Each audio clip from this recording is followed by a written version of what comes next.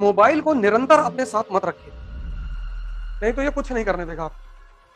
तुमको पता नहीं कि ये मोबाइल तुम्हारे किस तरह से तुम्हें विनाश, तुमको बर्बाद कर। मोबाइल है बड़ी अच्छी चीज। 2022 सूचना का युग है, सूचना का कितनी यूजफुल चीज है। इसकी बड़ी खतरनाक आदत है, वो आपको अभी एहसास नहीं होगा। ये आपकी जो कंसंट्रेशन की क्षमता है ना, उसको मार देगा। कंसंट्रेशन एक बार खत्म हुआ, मतलब टूटा, बिखरा, उसको दोबारा बनाना बहुत मुश्किल था।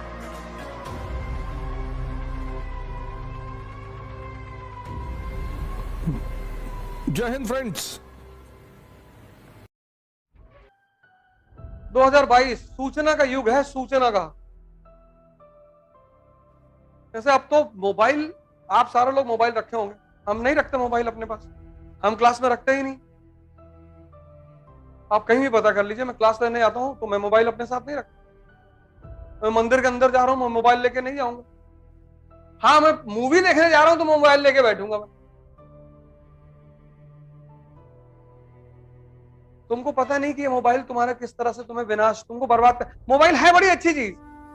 अब जैसे मुझे इकोनॉमिक सर्वे पढ़ने की जरूरत नहीं होती, देश के बड़े बड़े इकोनॉमी के टीचर हैं, सबका लेक्चर अपलोड हो जाता है यूट्यूब पे। इकोनॉमिक सर्वे आया, 10-12 टीचरों ने समझाया, उसको सुन लीजिए। कितनी यूजफुल चीज है। लेकिन मोबाइल को निरंतर अपने साथ मत रखिए, नहीं तो ये कुछ नहीं करने देगा आप। इसकी बड़ी खतरनाक आदत है, वो आपको अभी एहसास नहीं होगा। ये आपकी जो कंसंट्रेशन की क्षमता है ना, उसको मार देगा। फिर कुछ भी करोगे, कुछ भी करोगे, कंसंट्रेशन एक बार खत्म हुआ, मतलब टूटा, बिखरा, उसको दोबारा बनाना बहुत मुश्किल काम। दुनिया में अगर मन की स्थिरता को चेक करना है तो आदमी को किताब दे दो।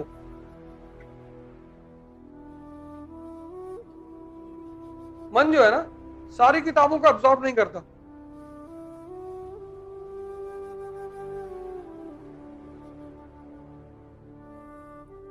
किसी के मन की स्थिति चेक करनी है, उसे किताब दे दो।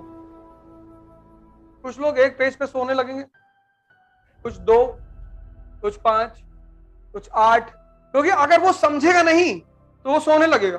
ये उसकी बड़ी खास बात है। इसलिए आज लोगों के लिए किताब पढ़ना बहुत मुश्किल हो गया है।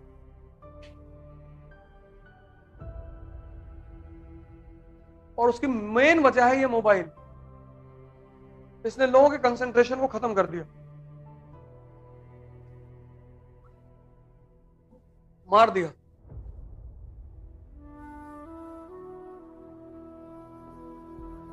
लाइब्रेरी मूवमेंट में क्या होता था? लाइब्रेरी लाइब्रेरी भारत में एक मूवमेंट चलता था, लाइब्रेरी मूवमेंट। लाइब्रेरी मूवमेंट क्या होता था कि हर गांव में एक न्यूज़पेपर आता था, एक कम्युनिटी रूम होता था, वहां पे एक चारपाई रखी होती थी, और उस गांव का जो पढ़ा लिखा आदमी होता था वो उस पूरे न्यूज़पेपर को पढ़कर गांव के लोगों को सुनाता था। 4-5 गांव के लोग मिलकर आते थे सुनने के लिए। यह परंपरा आज भी जारी है इस देश में। सुबह 6 बजे लोग चाय की दुकान में पहुंच जाते हैं, और जितना अच्छा करंट अफेयर उनका है उतना तैयारी करने वालों का नहीं, क्योंकि न्यूज़पेपर को तैयार करने का एक ही तरीका है, ग्रुप। ये जो छोटी छोटी चाय की दुकानें बनी थी, यही तरीका ही था न्यूज। आज भी गांव में प्रथा, आज भी शहरों में भी है कि सुबह 6 बजे लोग आ जाते हैं घर से, और एक आदमी पेपर पढ़ता है, और फिर 4 लोग बैठ के एनालिसिस करते हैं। और जितने गांव के आदमी को यूक्रेन और रूस के बारे में इंफॉर्मेशन होगी, उतना इस क्लास में बैठे हुए लोगों को नहीं होगी। कौन सी पनडुब्बी डूबी है, उसकी खासियत क्या थी, सब बता देंगे वो, क्योंकि 6 से 10 बैठना है दिन भर। सुबह 6 बजे एक चाय ले ली, बैठे हुए, और 4 लोग रूस की तरफ से हैं, 2 यूक्रेन की तरफ से। यार जेलेंस्की बहादुर जो है ना डटा हुआ है, दूसरी पार्टी कह रही कि मार रहे हैं सब पटक के। वहां ऐसे थोड़ी बहस होती है, वहां तो लीगल भाषा में होती है। आजकल तो मारपीट भी हो जाती है।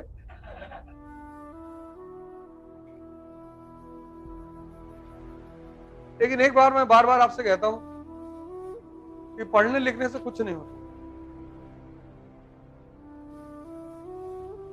होता ही नहीं,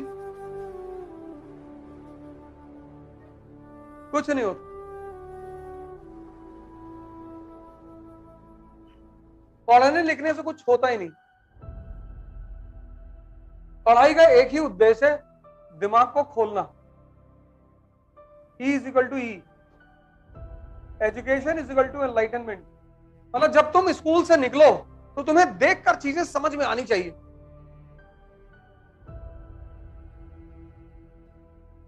अगर तुमको चीजें देखकर समझ में नहीं आती तो पढ़ने से कोई फायदा ही नहीं, कुछ नहीं होता। पढ़ने से कुछ होता ही नहीं। पढ़ने का एकमात्र उद्देश्य है दिमाग को खोलना। पढ़ना नौकरी के लिए नहीं होता है। इस देश ने एजुकेशन को एम्प्लॉयमेंट बना दिया। पढ़ना मतलब नौकरी।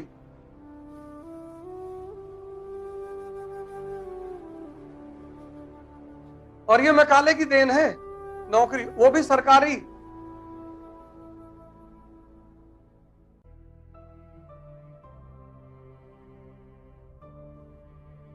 बाईस साल का लड़का यहां डिप्रेशन में, 22 ईयर्स, 19। इसीलिए जानवर की जो योनि है वो निकृष्ट योनि मानी गई है, क्योंकि वहां उत्थान का कोई रास्ता नहीं। जानवर इंद्रियों पर पैदा हुआ, इंद्रियों पर मरेगा। मनुष्य एकमात्र प्राणी है जो इंद्रियों पर पैदा तो हुआ है, लेकिन इंद्रियों से उठकर वो अपनी चेतना तक जा सकता है। मतलब भगवान बनने की क्षमता है उसके अंदर। ये धर्म का उद्देश्य है।